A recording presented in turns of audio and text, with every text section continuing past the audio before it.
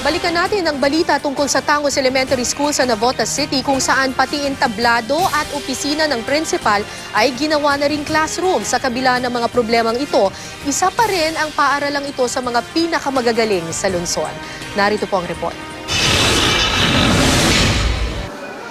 Hile-hilera ng silya ang nasa mga pasilyo ng Tangos Elementary School sa Navotas City. Bumabaka kasi itong flooring namin dito, yung ground namin. So yun ang ginagawa namin tulay ng mga bata para makapunta sila doon sa mga rooms nila. So parang nakaabang na.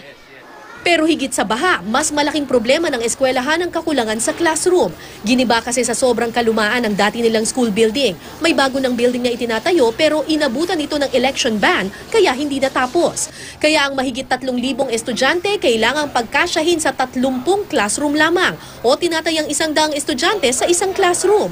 Para maibsan ang kakulangan, sari-saring paraan ang ginawa ng mga guro. Ang entablado, ginawang silid.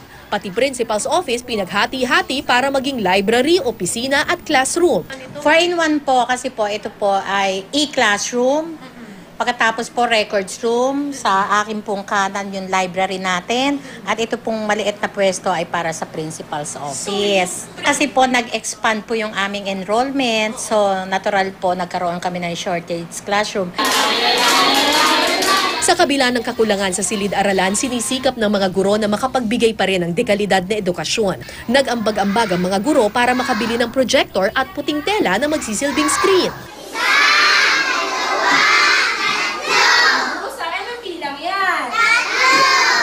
Hindi na rin Ingles ang ginagamit na wika sa pagtuturo ng math at science bilang pagtalima sa K-12 program ng DepEd. Napansin daw ng mga guro, mas bibo ngayon ang mga bata. Hilangin nga natin, ilan sila? Isa,